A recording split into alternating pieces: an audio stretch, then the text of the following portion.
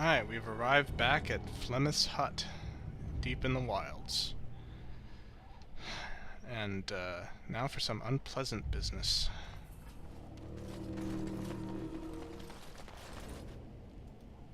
And so you return. Lovely Morrigan has at last found someone willing to dance to her tune. Such enchanting music she plays, wouldn't you say? So I should dance to your tune instead? Why dance at all? Why not sing? What has Morrigan told you? What little plan has she hatched this time? She knows how you extend your unnatural lifespan. That she does. The question is, do you? Ah, but it is an old, old story. One that Flemeth has heard before, and even told. Let us skip right to the ending, shall we? Do you slay the old wretch as Morrigan bids, or does the tale take a different turn?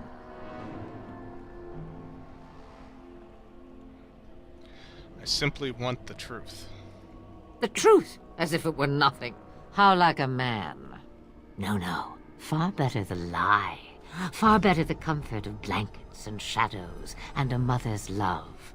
Morrigan wishes my grimoire? Take it as a trophy. Tell her I am slain.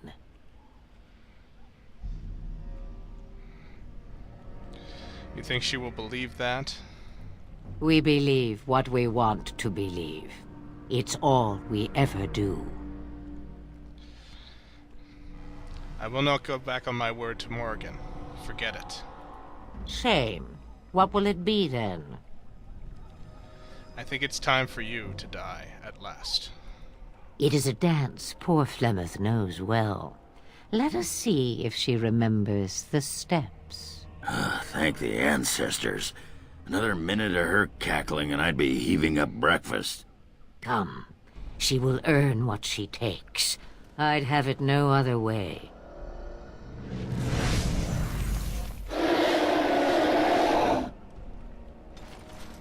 Yikes. Is it just me? Do you actually think you have a chance?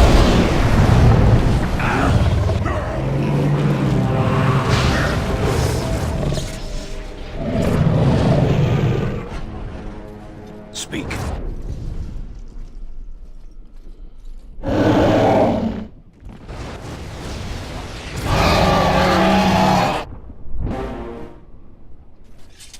Nice. So, with his newly recovered sword, Sten delivers the final blow and slays Flemeth the shapeshifter. And, probably the mother of all shapeshifting forms, transforming into a high dragon. As you wish. But that gives us her key, so now we can get into the hut. Right.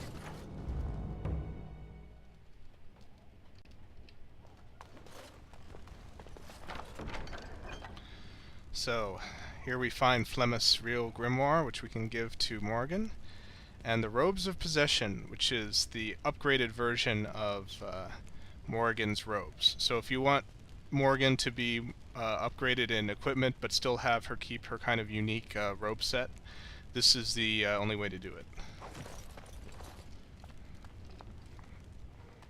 I think I owe you an explanation for what happened earlier. I think so. You had me quite worried back there. You should know that something happened to me at the tower before you came along. Remember my apprentice, Petra? She encountered a demon in the tower. It would have killed her had I not intervened. I saved her life that day, but I did not survive that encounter with the demon. But you're standing right here. Let me explain fully. I engaged a very powerful demon to rescue Petra. It sapped me of all my energy and will and left me drained. It took everything I had to defeat it. And when I was done, I no longer had the strength to keep my heart beating. I remember my life ebbing away. Everything receded from me. Sound, light. I remember being enveloped in complete, impenetrable darkness. And then I sensed a presence enfolding me and cradling me whispering quietly to me. The sensation is impossible to describe. I was being held back, firmly but gently, as a mother would a child eager to slip from her grasp. I felt life and warmth flowing through my veins again. I began to be aware of small sounds and the discomfort of my hip pressing into the cold stone of the tower floor. So you were never really completely dead then? The Fade contains spirits both benevolent and malicious. The benevolent spirits seldom make themselves known, because they want nothing from mortals, unlike the demons. It was one of these spirits that saved me. Without it, I would be dead. And it has not left me. It is with me, even now, bonded to me. You see, I am supposed to be dead. It is the spirit that is keeping me in this world. And this is not the way of things. Perhaps the spirit did not expect this, but it is weakening gradually. I am living on borrowed time.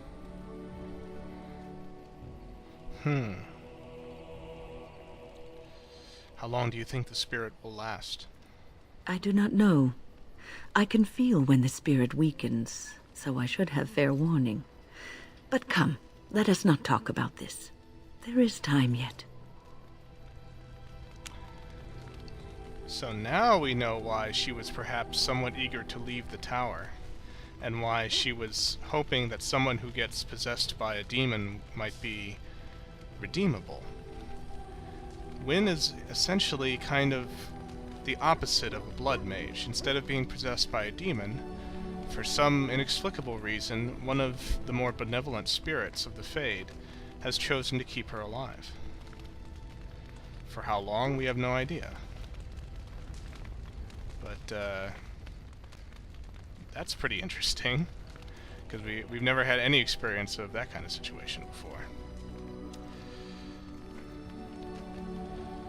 So, now, let's give Morrigan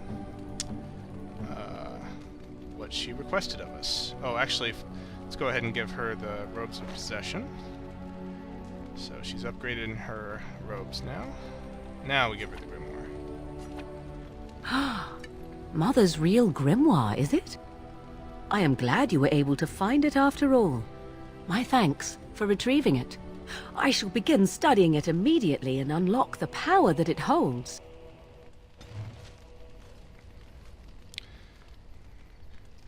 Chance for power, so Morrigan's approval shoots through the roof, of course. Now I think we're going to go to Denerim and fulfill Alistair's quest. That's my sister's house. I'm almost sure of it. This is the right address. She could be inside. Could we go and see? Alright, let's do that.